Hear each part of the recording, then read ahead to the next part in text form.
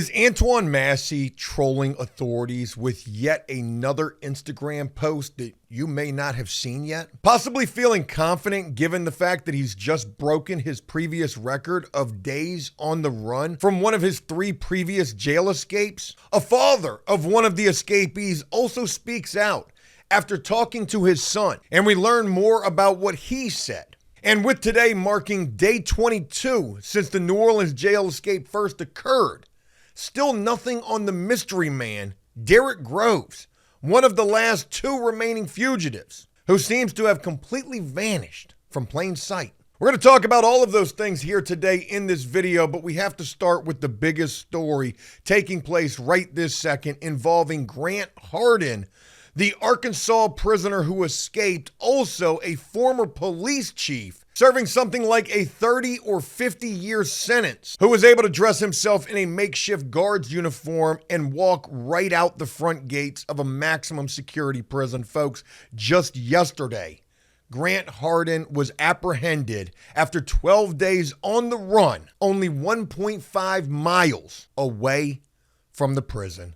Folks, this is absolutely astonishing to me, given the lengths that this man went to in an effort to first carry out this escape, fashioning for himself a makeshift guard's uniform and being brazen enough to attempt to walk right out the front gate with all of those things working in his favor.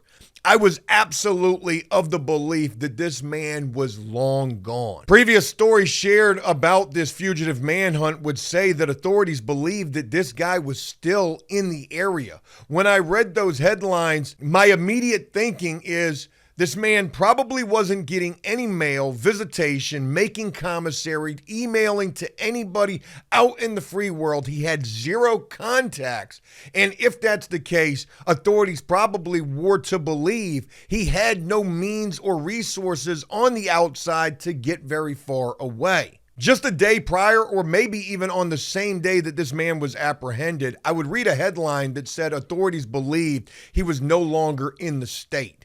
And that was my thinking as well. Even if this man had 0 contacts and what would seem, at least on paper, 0 support from the outside, that doesn't necessarily mean that he didn't have any. Previous stories about this escape also said this guy was former law enforcement, and with that, he would know how to escape. My thinking was because this man worked in a prison kitchen and he was making a meager $30 to $50 a month in a prison job state check. Possibly he was using all of that money to rent a contraband cell phone and to maintain contact with any potential pen pal or love interest he may have had in the free world. That way there is 0 paper trail, 0 trail at all that would lead authorities to who could potentially be helping this guy on the outside. That was a long shot of a theory that I had, and ultimately that was not the case at all. And in fact, authorities were right the entire time, believing that this man was not very far away and still in the local area, given that more than likely he did not have any support on the outside. But how could this man remain a fugitive for 12 days when the first stories coming out about this escape said that it was only 15 or 20 minutes from the time the man walked out the front gates of the prison to the time that authorities realized he had escaped? They made mention of when this escape took place that it was bad weather, raining, and I guess that rain washes away any scent or trail you might leave behind for a dog to be able to pick up on. That's news to me. I was completely flabbergasted to learn yesterday, and thank you to everybody who tagged me in the story saying that this man was apprehended. It was actually because of people tagging me that I was first made aware of the fact that this guy had been caught. Devil in the Ozarks fugitive captured after 12-day Arkansas manhunt. Folks, take a look at these images that are just coming out. A far cry from the mugshots that we see where this guy looks more heavyset. Looks like this guy hasn't eaten in 12 days.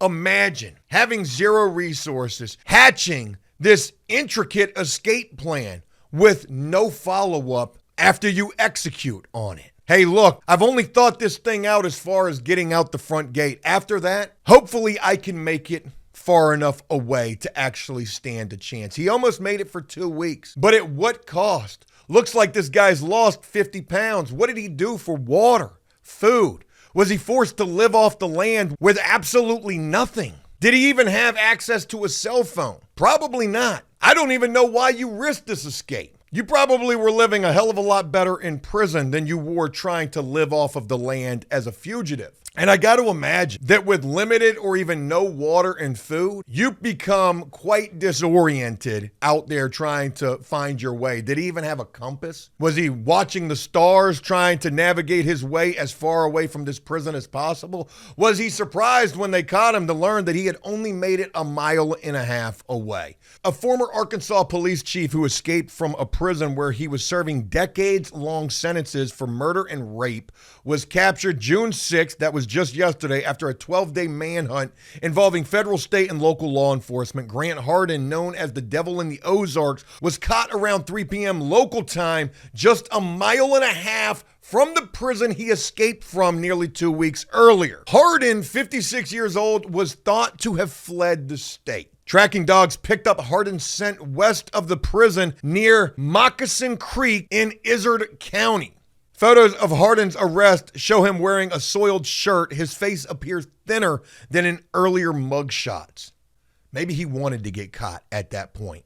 Thanks to the great work of local, state, and federal law enforcement, Arkansas can breathe a sigh of relief, and I can confirm that violent criminal Grant Harden is back in custody, said Arkansas Governor Sarah Huckabee Sanders. I am grateful for all law enforcement who contributed to this capture and give special thanks to the Trump administration and Secretary Kristi Noem, who sent a team from Border Patrol that was instrumental in tracking and apprehending Harden. Let's go ahead and move on to Antoine Massey real quick. In a new post on Instagram, allegedly posted by Antoine Massey that you may not have seen yet. Folks, take a look at this picture right here and a headline that reads, Instagram account claiming to be New Orleans escapee Antoine Massey surfaces as he reaches his 22nd day on the run, with a caption that reads, I'm innocent. Now, I've looked up this 007 Chucky Instagram account proclaiming to be Antoine Massey. There's 3 posts on there, and this particular picture of this guy wearing this NBA Rockets attire standing in front of this blue car, people in the comments section are saying that because of this fit check, they assume maybe he's in Houston. This is just insane to me, and what I feel is more bad information. Again, I went and looked up this account, 007 Chucky, 3 posts, one of which being part of the videos that were released by Antoine Massey. If this really is the infamous Antoine Massey's Instagram account, is he trolling authorities with these posts? Sort of like a little catch me if you can type-ish. Let me be the first to say that I do not believe that this is Antoine Massey who is making these posts. And I also am of the belief, and I could be wrong about this, that all of these pictures are old pictures of this man.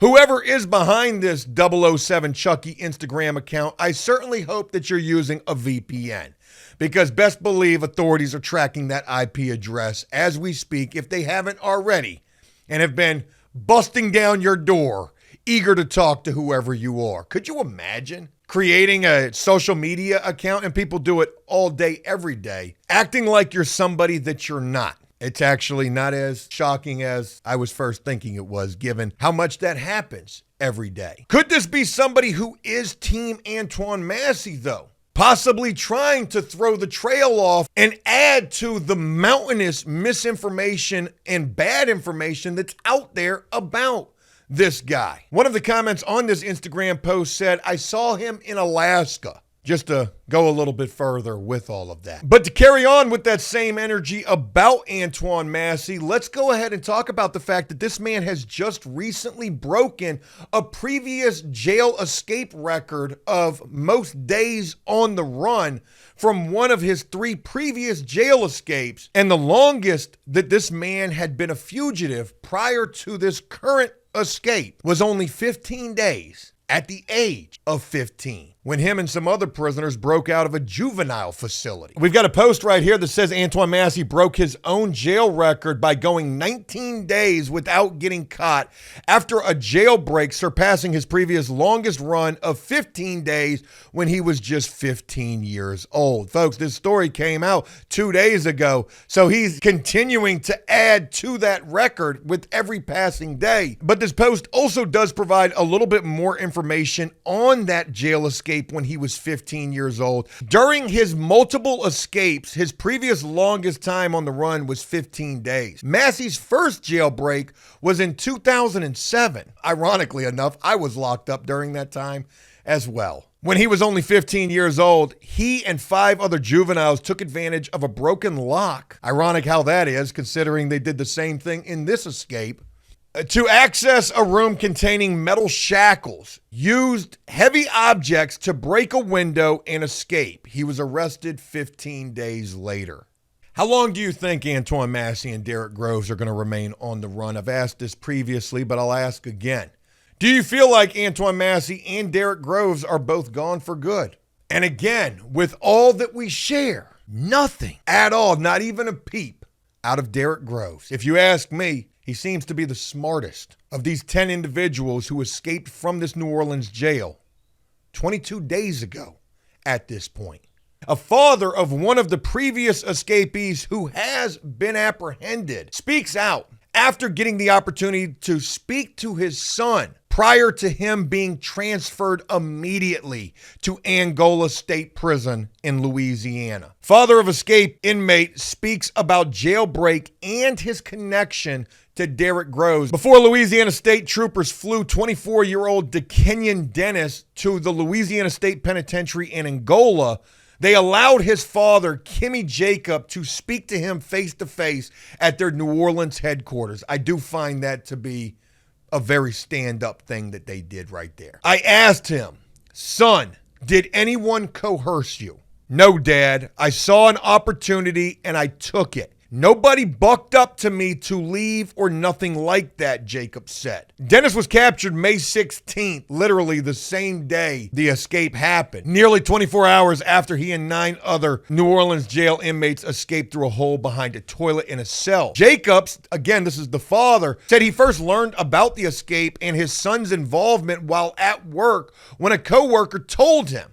At first, he said he didn't believe the news, especially since Dennis had only been at the jail for 2 months. He was booked on charges including illegal weapons possession, kidnapping, armed robbery, and more. So even though he was only at the jail for 2 months, Buddy was already looking at decades in prison. I don't see no reason why he would have to escape out of a prison, Jacob said. Well, unfortunately, due to the fact that this guy was facing so much time in prison, what did he really have to lose? When I saw it on the news, it crushed my heart. Man, because you're only digging the hole deeper. I really feel for this father in this situation. I couldn't even imagine, being a father myself, what something like this would do to you. Jacob believes the main reason for his son's escape was poor living conditions at the facility and harassment from other inmates. He said Dennis has struggled in correctional facilities since his first conviction as a teenager when he carjacked a pizza delivery driver.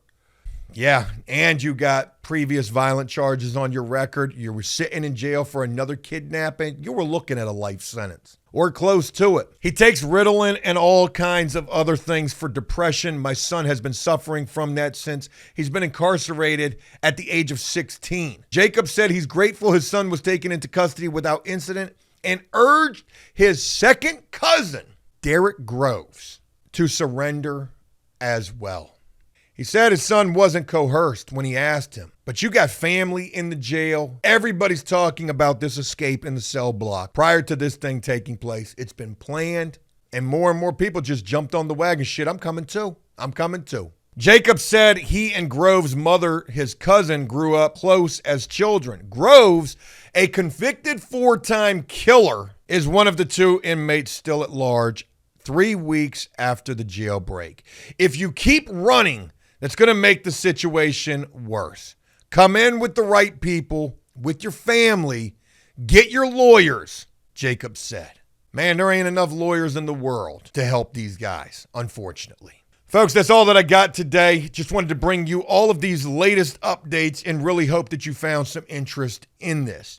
If you did so, please leave a like and a comment letting me know exactly what you've thought about all things shared here. And if you find yourself here on After Prison Show and not yet subscribed but enjoying the content, please consider doing so and turning on bell notifications so that you never miss an upload from us. It would surely be appreciated and go a long ways to helping to support this channel. As always, until next time, enjoy life, the free world. Never take a moment for granted and make the most of every day. Peace!